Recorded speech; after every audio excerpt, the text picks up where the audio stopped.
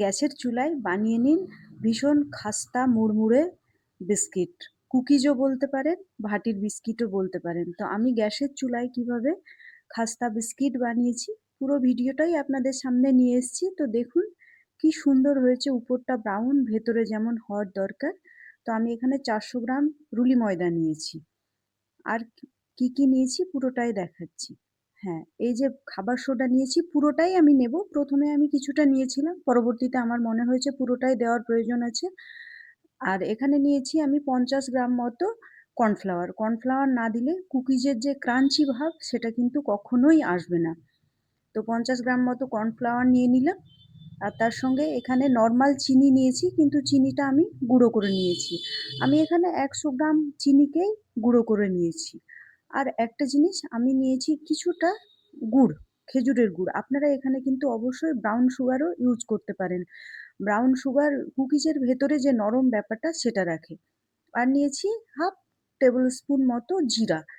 দিয়ে আমি এটাকে খুব ভালোভাবে মেখে নেব। ওই যে গুড়ের যে দলাগুলো আছে সেগুলো হাতে করে খুব ভালোভাবে দলিয়ে দলিয়ে নেব। তো আমি এখন সেই প্রসেসটাই করছি। একদম পারফেক্ট বেকারির মতো কুকিজ। আর 50 গ্রাম মেল্টেড বাটার দিয়ে আমি আবারও ময়দাটাকে খুব ভালোভাবে হাতের সাহায্যে নেড়ে নেব। কিন্তু বাটারটা এখানে গরম নেই। আর নিলাম এখানে বেকিং পাউডার। বেকিং পাউডার আপনার কুকিজকে সফট রাখতে সাহায্য করবে। তো আমি বিভিন্ন টিপস সহকারে প্রপার বেকারি স্টাইলের কুকিজের রেসিপি আপনাদের সাথে শেয়ার করলাম। আর এখানে আপনারা চাইলে জল দিতে পারেন। আমি দুধ দিয়ে মেখে নিলাম। আপনাদের ইচ্ছে জল দিলেও কোনো অসুবিধা নেই, কিন্তু দুধটা দিলে আরো পারফেক্ট হয়। তো এইভাবে হাতের সাহায্যে খুব ভালোভাবে মথে নেব। মথে নিয়ে এই যে এমন একটা পর্যায়ে চলে এসছে। তো এটা ভীষণ স্টিকি হয়। তো একটু হাতে বাটার নিয়ে ঠিক করে নেবেন। তো এটা কমসে কম 24 ঘন্টা ফ্রিজে রাখতে হবে। আর না হলে আপনারা 4 ঘন্টাও রাখতে পারেন। যত বেশি রাখবেন তত কুকিজ কিন্তু সুন্দর হবে, মানে টেস্টি হবে। তো আমি টাইমটা কম ছিল, 4 ঘন্টা নিয়ে নিয়েছিলাম। আর একটা এখানে আমি মাইক্রোওভেন ট্রেতে হালকা বাটার গ্রিজ করে নিলাম। আমি এখানে হাতে করেই করলাম। তারপরে হাতে চ্যাটচ্যাটে হয়ে লেগে যাবে বলে আমি এবার কুকিজগুলো শেপ দিয়ে দিব। আপনারা চাইলে যেমন ইচ্ছা তেমন শেপ দিতে পারেন। কাঁটা চামচের সাহায্যে উপরে একটু ডিজাইন বানিয়ে দিতে পারেন, উপরে বাদাম দিয়ে দিতে পারেন।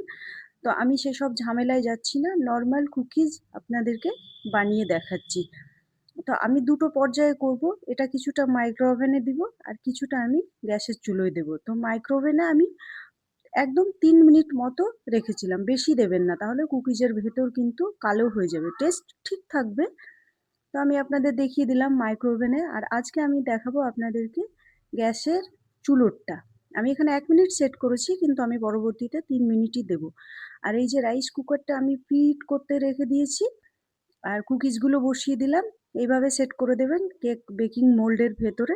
দিয়ে আপনি ঢাকনা বন্ধ করে দেবেন। 10 মিনিট পরে খুলে কিন্তু ট্রাই করবেন। প্রথমে গ্যাসের ফ্লেম হাই রাখবেন, কোনো অসুবিধা নেই। দেখুন কি সুন্দর কালার এসছে। তো হালকা টাচ করে দেখলাম একটু সফট আছে। তো আরো 5 মিনিট দিয়ে দেব। তারপরে সেটাকে ডিমোল্ড করে নেব। একদম প্রপার কুকিজ রেডি হয়ে গেছে।